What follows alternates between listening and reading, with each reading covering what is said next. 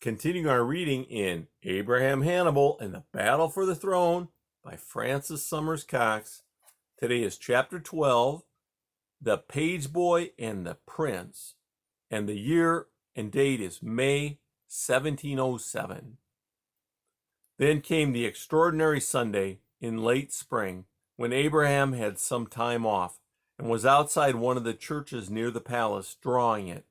It was quite different from the low, round churches that he just remembered from home. In fact, it looked more like a fortress. All the churches near the Tsar's palace looked like that, very high but narrow and solid and strong. Inside, all the space seemed to go up toward the roof, not sideways as in the wide mosques in Istanbul. Abraham used to love looking at the paintings on the huge pillars inside the churches, tall saints and prophets from the Bible, glowing with warm colors, or at the other pictures set in pure gold on the outside of the Holy of Holies. But this time, Abraham was concentrating on the outside of the church. He had drawn it from the front, the back, and each side, and now he was trying to draw a bird's eye view, the way he'd seen them of other buildings in Tsar Peter's papers and books. The trouble was, he had never really learned how, and he was finding it hard to get right.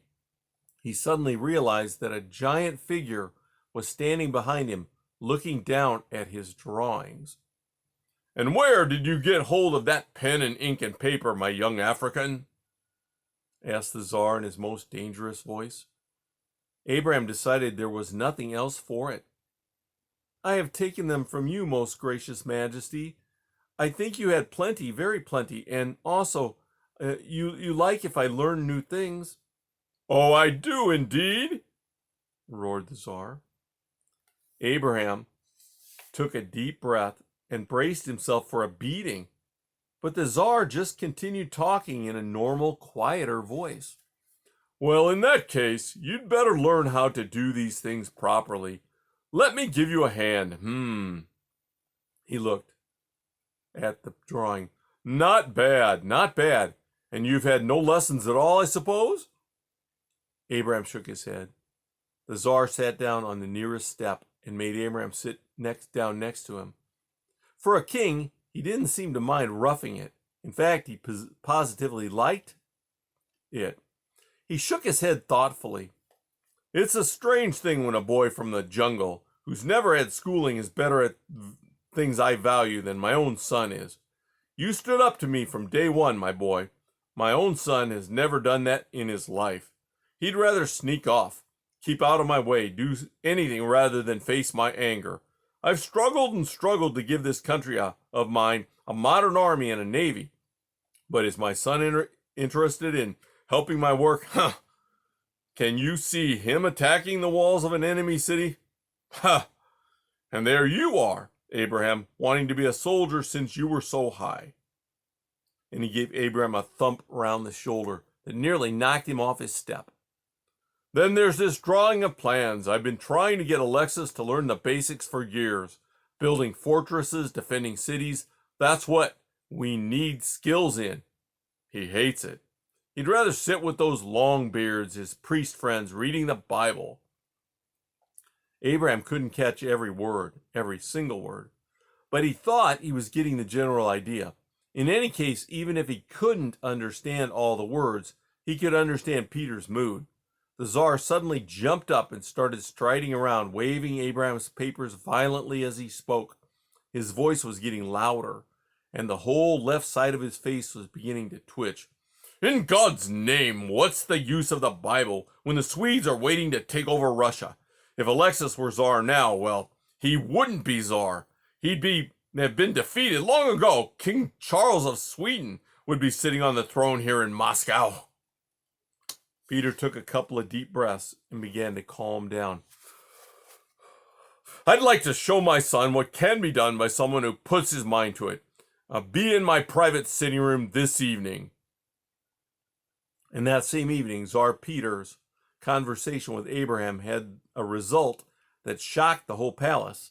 Prince Alexis had been out all day, and the Tsar sat muttering and grumbling, half reading a book about how to make coal mines and iron mines, waiting for him to return. He was in one of his small sitting rooms with his plump and cheerful second wife, Catherine, and their two little children, Peter, who was nearly 2, and Paul, who was just a baby. Abraham and the little boy's old nurse were in the room as well. Catherine wasn't actually queen, not like Peter's first wife, Alexis's mother, since in fact she and Peter weren't even properly married yet. But as far as Peter was concerned, she was his wife and his queen too. Abraham was very fond of Catherine. She was a very warm person and wonderfully solid and calm, unlike Peter. She had a funny habit of cuddling Abraham and giggling when he made particularly silly mistakes in his Russian, as she was soft and large and wore a great deal of perfume, white powder, and frilly lace. He would emerge from her hug sneezing and half suffocated, but happy. The kitchen gossip said Catherine had just been a servant girl before Peter met her, but Abraham thought that was probably a good thing. Perhaps that was why she was so jolly and motherly, not proud at all, and besides, she gave him hope. If a servant girl can become the king's wife in Russia, maybe there's a chance for me to make my name here somehow, sometime. Little by little, I'll earn Peter's trust. He'll reward me. He'll let me get to France. Come and tell us stories of Africa, Abraham, said Catherine. His Majesty tells me you are an artist. Draw little Peter some pictures of strange creatures.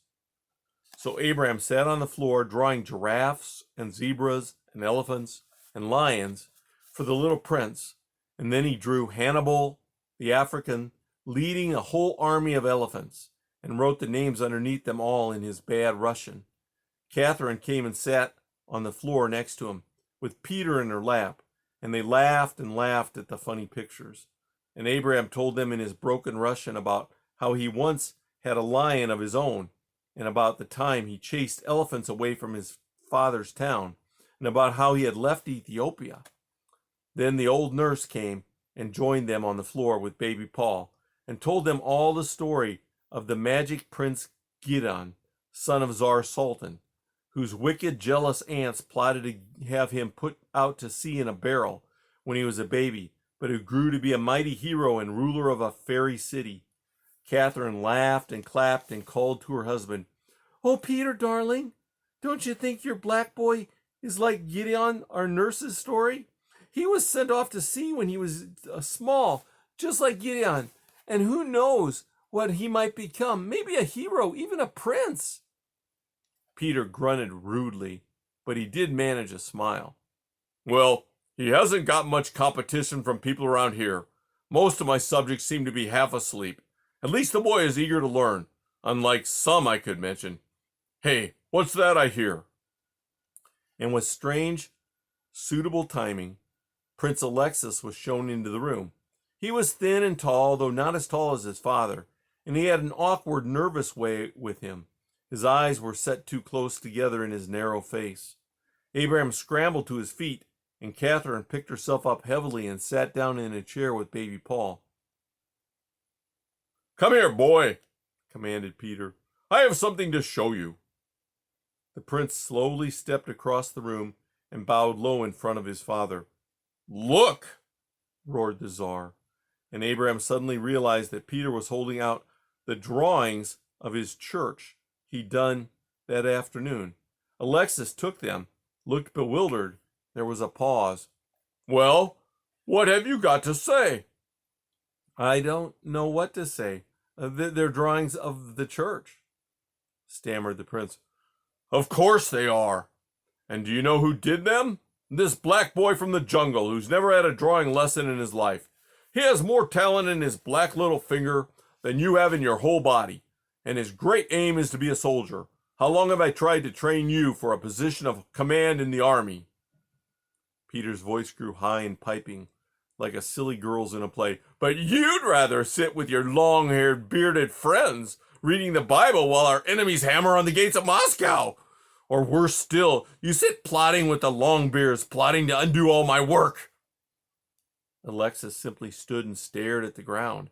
Abraham could see his narrow shoulders shaking. the drawings trembling in his hands. Peter carried on in his quiet, most dangerous voice. Go to your room and show me what you have learnt. Draw me one building of your choice. Front side views, back view, bird's eye view, vertical section. You have 2 hours. The prince stood still for a moment and then turned and went out in silence, still holding Abraham's drawings in his hand. Catherine took a deep breath and shook her head. You are too hard on the boy, Peter. We can't all be like you. Be quiet, woman. You don't know what you're talking about. If that boy is next to the Tsar, it's time he changed his tune. He wants to drag this land back into darkness, but I'm going to see that my kingdom is fit to be part of Europe if it kills me. No, not just part of Europe. This kingdom of mine is going to lead Europe, lead the world. If not in my lifetime or my son's lifetime, then at least in times to come. And Alexis is not going to get in the way of that. As Abraham watched in fascinated horror, Peter's face began to twitch again, all down the left side. He gasped for breath, and his eyes began to roll. Catherine pushed young Peter into Abraham's arms and rushed forward to hold her husband. But his whole left side began to shudder. His eyes rolled back so that Abraham could see only the whites. His knees gave way, and Catherine could not hold him up. His huge body sank onto the floor. Little Peter started screaming, and the nurse ran for help. Baby Paul tucked under one arm while she opened the door. At last, everything was quiet. The nurse had taken the 2 little boys to bed. Catherine was sitting on a heap of cushions, and the servants had tugged and lifted the Tsar's huge body so that his head lay in her lap, while she stroked his forehead and softly murmured, It's all right, my Peterskin. Everything's going to be all right. Just sleep as long as you want. The Tsar slept. No one thought to send Abraham away, so he simply stayed. After an hour or so, Peter woke up and sent Abraham off for beer and bread and cheese. The scare was over. Until the next time.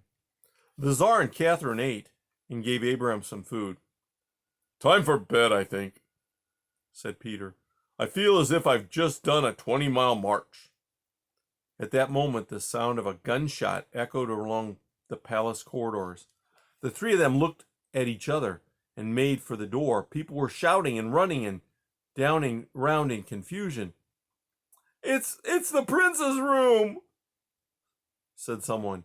And sure enough, when the first servants arrived there and opened the door, there was Prince Alexis, sitting white-faced at his desk, a bloody handkerchief round his right hand, a pistol in front of him. And also on the desk was sheets upon sheet of crumpled paper with front views and side views, bird's eye views, and vertical sections of buildings, all crossed out and scribbled on. The crowd of servants at the door made way for the Tsar and Catherine to enter. Peter peeped into the room as best he could. The prince rose unsteadily to his feet.